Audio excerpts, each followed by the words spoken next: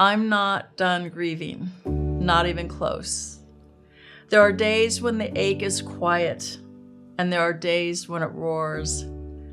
There are moments I feel clear and grounded, and moments that I can't even catch my breath. But even in that, I've learned something that I didn't expect.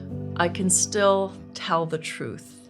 Not the polished version, not the one that wraps everything in a lesson, but the truth that lives underneath the grief. Raw, real, unfinished. For a long time, I thought I had to wait until the pain had softened, until I could speak without crying, until the story felt complete. But grief doesn't follow that kind of timeline. And I started to realizing that waiting for it to finish meant I might not ever speak about it at all.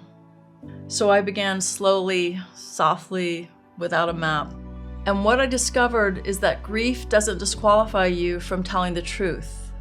It deepens it. It strips away the need to impress. It strips away the need to perform. It asks you to speak from the center of your life, not the edges.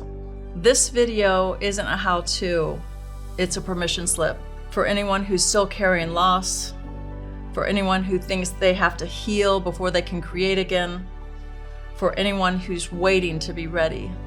You don't have to be done grieving to write. You don't have to be done grieving to speak. You don't have to be done grieving to create. You don't have to be done grieving to matter. If your voice feels shaky, that's okay. If your sentences are unfinished, that's okay. If you're telling a story you're still living, that's okay. I'm here, still grieving, still writing, and ready to say what's true, even when it hurts. There's a story many of us have been told, either quietly or explicitly, that says grief needs to be finished before we're allowed to speak. We don't want to make others uncomfortable. That you should only write about your pain once you've processed it. That if you're still tender, your words can't be trusted. That healing must come first, and only then, after the arc has resolved, can the story be shared. But here's the problem. For many of us, grief doesn't resolve. It doesn't wrap itself in a neat bow. It lingers, it evolves, it returns. So if you believe you have to wait until it's over, you may never tell the story at all.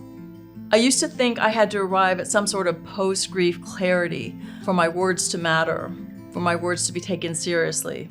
I'd read other people's essays, the ones where everything clicked into final paragraph, and I'd wonder, when will that happen for me?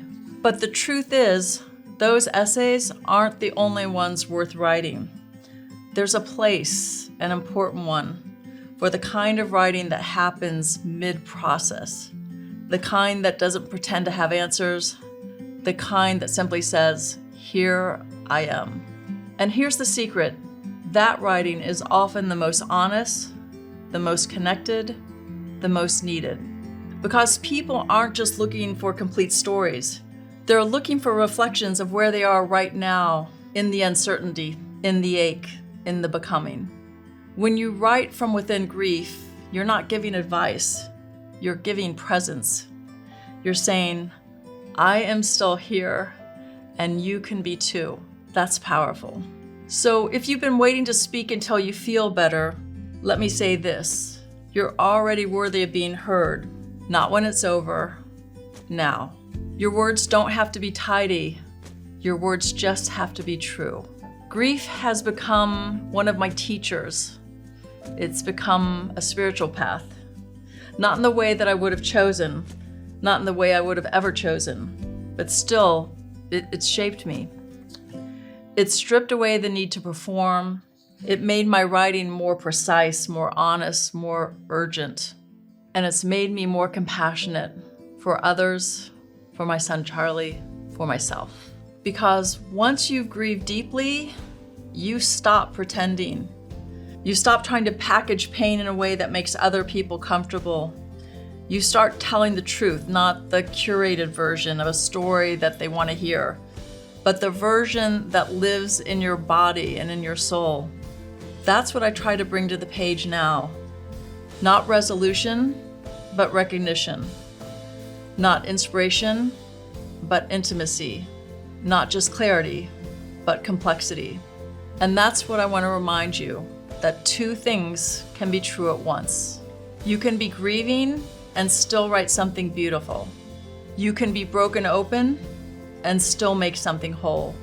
You can feel undone and still have something to say. You don't have to compartmentalize your pain to create. You don't have to wait for the after version of yourself to speak. You are allowed to create from the middle, from where you are right now. This duality, the both and, is where some of the most powerful creative work lives. When I started writing again, I didn't feel ready.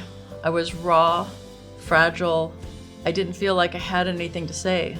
But I also felt like if I didn't start telling the truth, I'd go numb. I'd lose myself. And writing for me was a way back to aliveness.